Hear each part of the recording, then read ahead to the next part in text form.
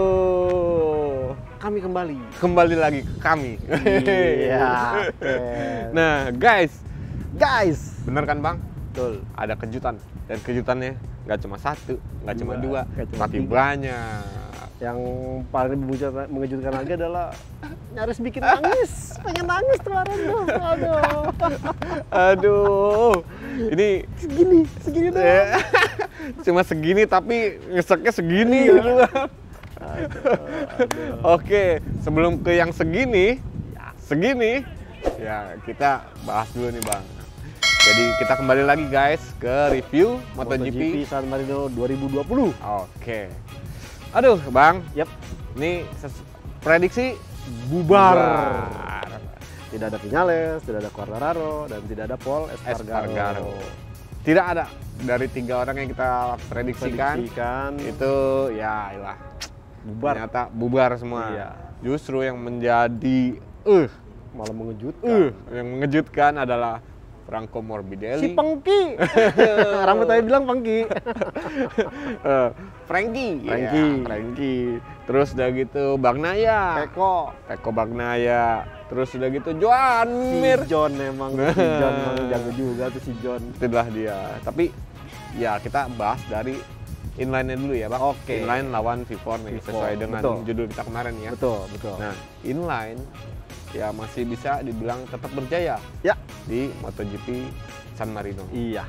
Sementara ya V4 V4-nya ya paling bisa dihitung jari tuh bang. Iya. Ada Pecco, Bagnaia, ada Miller, Miller dan Dovizioso. Dovizioso Iya. itu masuk di 10 besar ya bang. Betul. Sisanya udah ambiar Ambiar. di belakang. Termasuk ya Honda nih. Apalagi Honda. Nakagami sempat kuat ya bang. Iya, cuman kemarin di terakhir dia last lap melakukan Sedikit mistake lah. mistake, kesalahan. dia keluar dari jalur, jadi diputuskan keluar track limit, diturunkan posisinya. Oke. Nah, ini lagi-lagi bang. Ya. Kenapa inline yang bisa berjaya di Misano bang?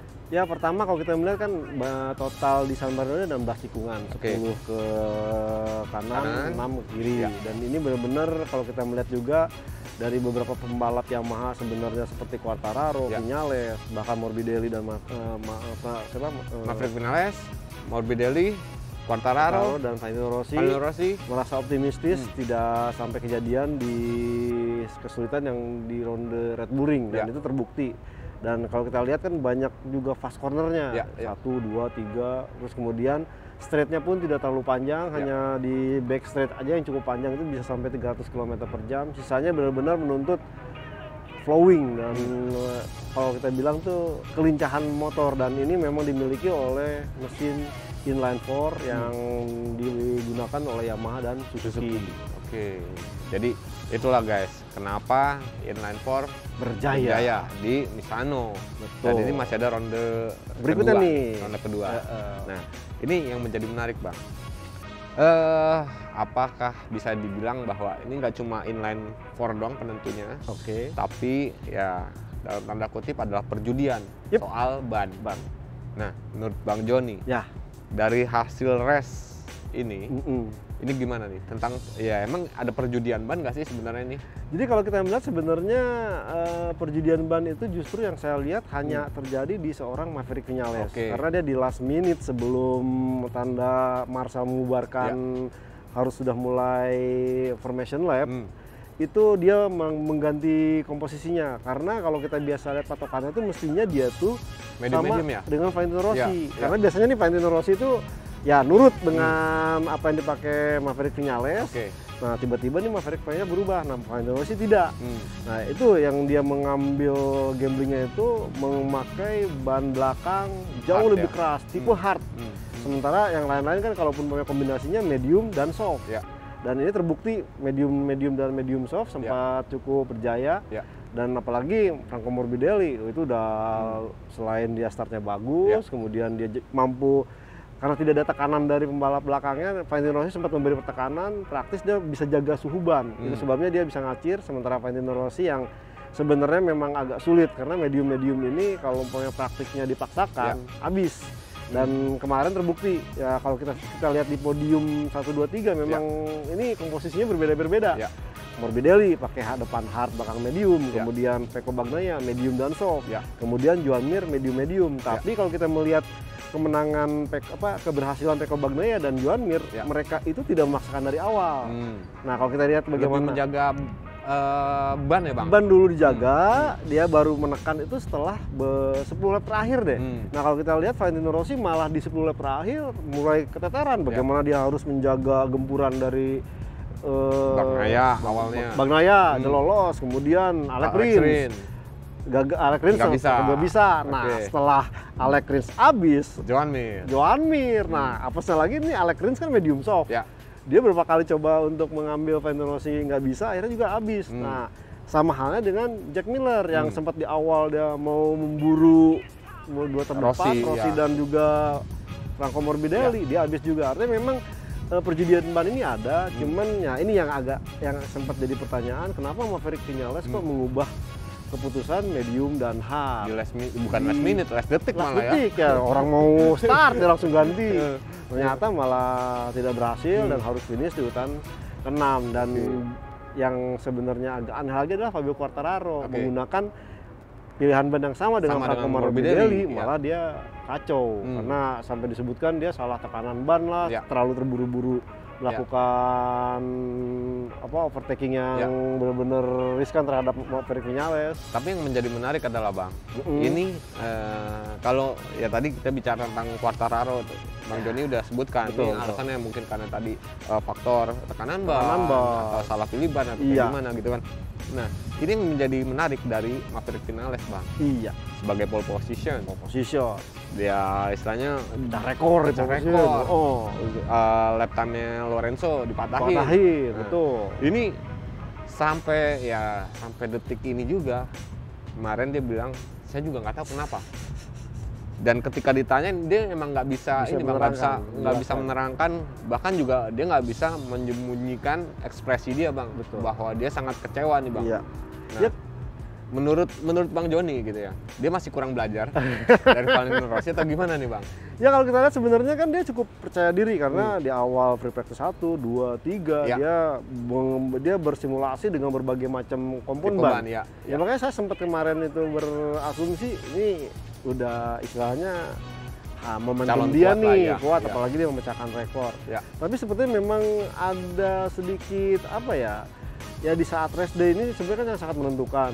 Dia malah melakukan hal yang setidaknya ya cukup aneh gitu, melakukan perubahan ban yang kemungkinan orang pikir memilih ban yang hard ini tidak. Tentunya hard belakang itu jauh tidak lebih efisien. Sebenarnya kalaupun jauh lebih lembek ini masuk akal, dan sebenarnya ya dengan gaya Maverick Vinales yang saya pikir punya gaya balap yang sedikit bisa agresif bukan sedikit agresif aja, dia mampu menjaga ban hingga lap terakhir.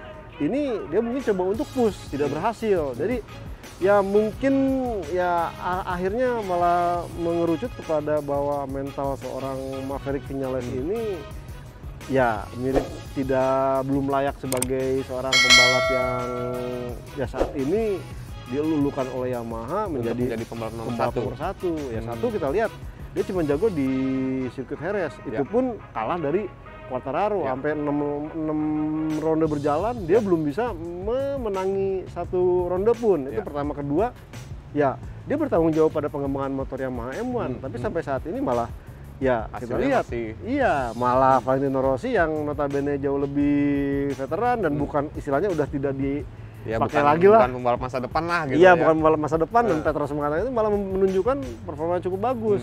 Dan ini yang mungkin menjadi pertanyaan, apakah jangan-jangan Maverick Vinales memang ya masih perlu istilahnya digenjot lagi. Ini yang mungkin menjadi kayak pertanyaan banyak pihak, dan saya juga sempat menanyakan, kok aneh nih Maverick Vinales udah dijagoin malah performanya jeblok, dan bahkan kita optimistis dengan dia mencoba seluruh ban dan hasilnya bagus dan bahkan dia kualifikasi mencetak catatan waktu luar biasa. Di balapan malah ya tidak menunjukkan gitu. mojonya, malah 4 ronde beruntun gitu loh. Selain 4 ronde beruntun, untuk di Misano ini justru di akhir-akhir ya dia baru mulai ketemu. Coba andai kata mungkin bannya pilihannya lah katakanlah medium atau dia lebih berani lagi medium soft, mungkin dia akan bisa bersaing ke barisan depan. Dan kalau kita melihat kemarin ya posisi start itu sangat menentukan. Dan kemarin justru malah Morbidelli bagus, Valentino Rossi bagus, ya Maverick Viñales dan Quartararo yang notabene speknya sama dengan Valentino Rossi malah agak sedikit keteteran. Ini yang mungkin menjadi PR yang mudah-mudahan di ronde berikutnya bisa terpecahkan. Oke, nah itu sedikit lah kita bicara tentang Maverick Viñales, Bang. Betul. Tapi ini masih sedikit juga ngomong tentang Maverick Viñales nih, Bang. Oke. Apakah bener nih, Bang? Soalnya itu kutukan tuh, Bang. Aduh. Soal kutukan. Bener nggak sih ada kutukan nih, Bang? Di Misano ini, ya lu kalau start dari pole position, ya lu nggak akan jadi pemenangnya. Betul. Ya, begitu, Bang. Kalau kita melihat faktanya memang seperti itu. Karena terakhir yang bisa mencetak pole position dan menang adalah di 2010. Artinya sudah 9 tahun yang silam. Dan itu seorang Dani Pedrosa. Dani Pedrosa sendiri udah gantung helm jadi test ridernya KTM. Nah dari 2011 sampai kemarin 2019 itu terbukti seorang peraih pole position belum bisa menang di San Marino. Bagaimana Maverick Viñales tahun lalu pun dia pole position kalah oleh Marc Marquez. Kemudian 2018 bagaimana Jorge Lorenzo pole position bahkan dia mencetak ini malah kalah. Artinya memang ya ini jadi apa ya dibilang mitos, faktanya seperti itu sudah berlaku sejak 2011 dan makanya kemarin tuh harapannya itu ya dengan apa yang ditunjukkan oleh Maverick Viñales bisa istilahnya membalikan mitos kutukan. Ternyata masih tetap berlangsung kutukannya. Oke, nah berarti ya itu dia, Bang, ada faktor ya tadi mitos itu juga. Betul. Ya. Oke, nah ini kita lanjut ke tentang ya ini masih pembalap Yamaha nih, Bang. Oke. Karena ya menjadi penasaran sih sebenarnya, Bang, menjadi penasaran. 1 sampai 4 ya. Giro Lupat itu dikuasai sama Yamaha. Tapi hasilnya cuma G4. Gigi dan 4. Posisi 1 dan 4. Nah itu. Ini kita bicara tentang ya Franco Morbidelli. Tadi bahas kan, Bang. Betul. Ya, dia pilihan bannya tepat. Dan dia melakukan start bagus. Dia menjaga ritme. Betul. Ya, bahkan gempuran dari Valentino Rossi gagal sampai keok sendiri akhirnya memutuskan udahlah habis. Nah, ini Fabio Quartararo-nya, Bang. Ya, Fabio Quartararo jatuh crash sampai 2 kali loh, guys. Dan dia harus DNF dan udah gitu harus kehilangan posisi puncak dari klasemen. Ya tapi ya salutnya sih sebenarnya nggak terlalu kayak Viñales. Viñales yang ya istilahnya dia kehilangan pole position, finish di 6 tapi ya nggak bisa menyembunyikan ekspresi kesalahan lah. Betul. Sementara Fabio Quartararo dia gentleman, masih gentleman lah. Ya istilahnya gua akan belajar dari kesalahan ini. Betul. Nah, ini yang menjadi menarik, Bang. Ada apa dengan Quartararo sampai 2 kali crash loh, Bang? Ya kalau kita melihat padahal emang ini agak aneh juga nih buat Quartararo dan Viñales nih. Jangan-jangan nih punya mental yang sama di hari Minggu yang seharusnya menunjukkan ya performa yang terbaik ini malah enggak.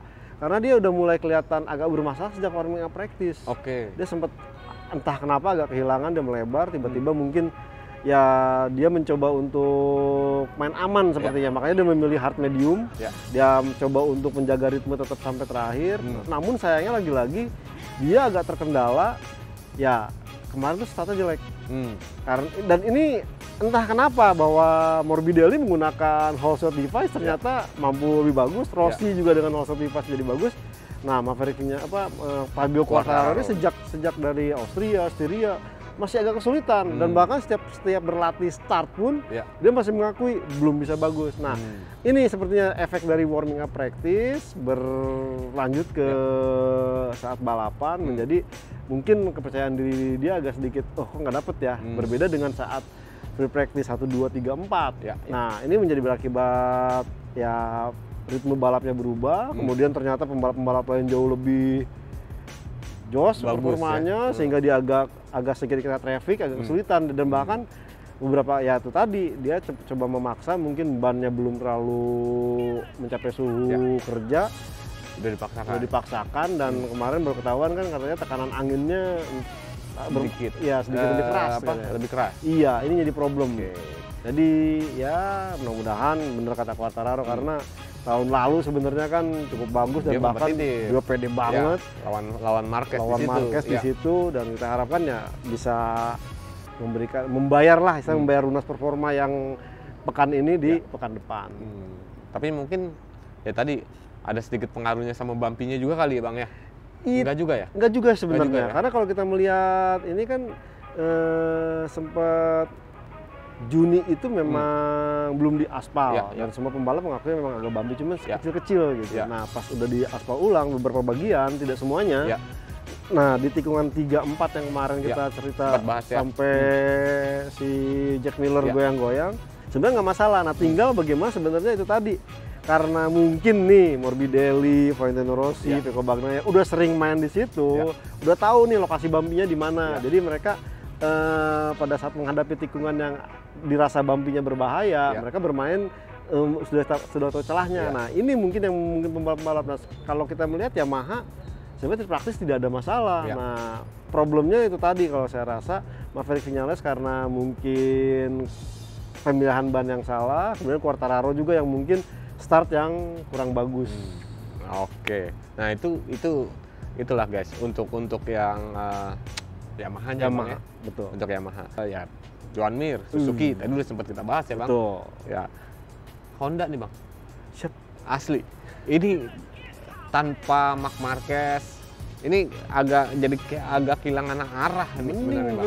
Dulu orang kagak nyebut-nyebut Honda, ini Honda kemana? Enggak, Honda ikutan apa enggak nih? Nah, seperti itu. Dia tuh. Jadi, apa ya, bisa dibilang kehilangan seorang pemimpin. Betul.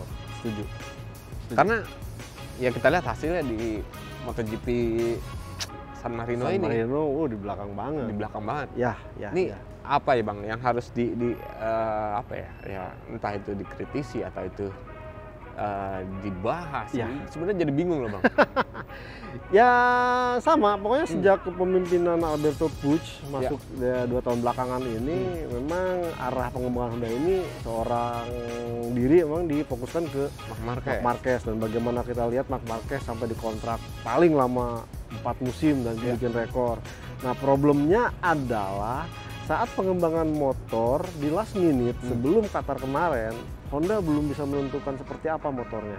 Nah kalau kita, kenapa saya selalu mengingatkan ini karena ya seorang Marc Marquez sampai harus kembali melakukan tes ulang untuk patokan mesin motornya musim ini. Nah alhasil problemnya itu muncul karena kemudian ada kondisi darurat sehingga tidak sampai maksimum, sehingga akhirnya apa yang dipakai di Qatar itu jadi benchmark atau jadi patokan awal, dan sebenarnya motornya pun belum begitu sempurna. Dan ini yang saya sering bahas bahwa ini juga yang menjadi akibat kenapa Marc Marquez mengalami cedera. Kalau mungkin motornya sudah sempurna, belum dalam tahap pengembangan, mungkin akan lebih baik, dan efeknya mungkin juga tidak akan menyulitkan kepada Cal Crutchlow, kepada Alex Marquez, dan bahkan seorang Stefan Bradl. Stefan Bradl aja sampai bingung. Saya belum pernah mencoba yang 2020. Lah gimana tes rider? Ini jadi kayak tidak ada arah setelah Marc Marquez cedera dan harus absen musim penuh. Ini ya dan ini menjadi bahaya Bang, karena tentu. Ya tadi dalam regulasi pengembangan motor nggak boleh dilakukan untuk tim yang mesin sudah mesti fix 2020. Ya, untuk yang tim non konsesi ya. Betul. Ini udah fix ya. Udah di seal sampai tahun depan mesin yang sama. Nah, ini menjadi apa ya? Bahaya juga. Betul. Kecuali Marc Marquez bisa memanfaatkan ya ketika dia comeback 5 seri tersisa misalnya. Betul. Ya. Langsung fokus buat sepertinya banyak yang memprediksi mungkin Marc Marquez akan kembali di beberapa ronde terakhir, mungkin akan untuk mempersiapkan pengembangan motor tahun depan, setidaknya di sektor sasis sepertinya, karena kalau untuk mesin kan udah di seal, udah disegel, tidak bisa diapa-apain. Ini jadi memang ya Cal Crutchlow juga apes, harus tidak bisa balap karena kondisi operasinya tidak cukup sempurna dan praktis cuman 3 pembalap. Nakagami juga kemarin agak kesulitan, lagi-lagi faktor ban memang ini membuat bukan cuma kami sebenarnya hampir seluruh pembalap memang agak cukup merepotkan. Oke, nah Aprilia bang, what happened with Aprilia? Iya, Aprilia ini ya mungkin karena balapannya di bulan September sih. Coba kalau di bulan April, oh nggak ada hubungannya ya. Nggak, emang Aprilia ini memang sebenarnya kalau kita melihat belum terbukti untuk di balap sesungguhnya. Artinya untuk jarak Untuk endurance-nya ya? Endurance-nya masih belum terbukti dan kalau kita lihat dia hanya bagus di saat sesi pagi. Ya. Dan itu pertama. Yang kedua memang kalau kita melihat ya karakter pembalap baik Alex Espargaro maupun Bradley Smith ini lebih cenderung mengikuti pembalap di depannya. Siapa yang cepat dia bisa ngikutin, maka langsung cepat. Nah problemnya kemarin ya sudah harus memilih ban, kemudian dia agak kesulitan untuk maju ke depan dan juga ya akhirnya kan si Bradley Smith pun tidak meneruskan lomba. Memang problemnya di Aprilia ini belum bisa mengkonversi antara hasil performa di latihan ke balapannya. Oke, jadi Aprilia nih sebenarnya masih butuh apa ya? Waktu waktu sama memimpin project pengembangan motornya. Ini harus dikasih lagi ke yang lebih senior. Betul. Kayak ibaratnya cukup lah. Nah iya, ibaratnya kalau kayak si KTM kan ada si Pedrosa gitu kan. Betul. Sedangkan untuk Ducati ya bukan cuma dari Michael Tiro, tapi emang dia sebelumnya udah kompetitif ya, karena ada banyak pembalap hebat di situ. Betul. Mulai dari Casey Stoner, Valentino Rossi bahkan ya. Pernah. Iya. Ya dia juga salah satu orang yang akhirnya ya istilahnya mendobrak si Ducati untuk udah lu pakai frame Delta Box gitu kan. Betul. Dari sasis monocoque akhirnya ya sampai akhirnya si Ducati ini bisa ramah lah. Betul, buat pembalap. Iya. Dan terus udah itu dilanjut lagi sama Iannone. Iannone siapa? Iannone juga ya. Betul, Iannone sempat. Dovi, kemudian bahkan sekarang Lorenzo dulu. iya. Nah, sekarang mungkin Aprilia butuh harus ada seorang test ya. rider yang ini, makanya mereka mungkin ya kabar sih masih mau nunggu Iannone sampai nanti pertengahan Oktober bagaimana nanti hasil keputusannya. Cuman kalau seandainya mungkin ternyata keputusannya ya memberatkan Iannone, sepertinya Aprilia akan mungkin balik badan, akan mencari kemungkinan dan tidak menutup kemungkinan juga. Nah, itu nanti bang mendekati itu nanti yang lagi kosong. Itu nanti. Nah itulah guys. Jadi ya ini ronde kedua pastinya akan lebih seru lagi. Harusnya lebih seru karena sudah banyak patokan, udah dapat data, udah ada. Betul. Ya kan. Ditambah lagi Yamaha nih. Iya. Bakal melakukan tes ya bang. Di Portimao cuma. Oh di Portimao nanti ya? Di apa buat persiapan balapan terakhir bersama Jorge Lorenzo setelah dikritik oleh Quartararo dan Rossi gitu. Akhirnya ya udah. Oke deh, kita tes di Portimao gitu kan. Ya alasannya sebenarnya ya bang, maksudnya karena pengembangannya itu ya tadi waktu bang Joni bilang pengembangannya dibalikan lagi ke Jepang. Yang Yamaha Eropanya nggak berjalan. Nah sekarang tapi akhirnya ya itu tadi mau nggak mau setelah disentil di Portimao. Ya daripada Lin Jarvis juga kebakaran jenggot. Nah tapi yang menjadi aneh juga ya entah apa gue yang salah dengar atau gimana gitu bang ya. Finalnya sih bilang Selasa mungkin akan melakukan sesi tes. Betul.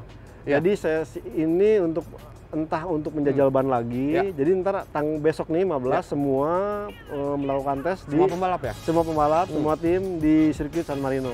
Jadi kayak Selasa ya? Iya, besok Selasa tanggal 15. Ini semua. Jadi minimal ya seharusnya nih dengan modal 15 besok ada tes Misano World Circuit Simoncelli. Setidaknya Sabtu akan banyak keseruan. Jadi tesnya tidak hanya mungkin lebih tajam ke pemilihan ban lagi karena karakter aspal yang baru. Kemudian juga mungkin pembalap udah makin apal kan posisi bumpy-nya di mana. Jadi benar tanggal 15 besok semua tim, semua pembalap melakukan tes resmi istilahnya lah. Oke, nah itu guys. Jadi bakal makin seru lagi. Betul. Ditambah lagi kita nggak tahu nih bang, apakah faktor cuaca juga kan sama kayak kemarin. Betul. Ya istilahnya panas kebaran bang ya. Iya, 43 derajat. Oh 43 derajat guys. Nah, itu gue sempat pikir juga tuh bang. Ini ketika balapan panas. Iya. Ini Yamaha ngedrop lagi nih gue bilang. Tapi ternyata untuk Franco Morbidelli-nya enggak. Tidak, iya. Yang ngedrop untuk dua orang utamanya itu Quartararo dan Maverick Viñales.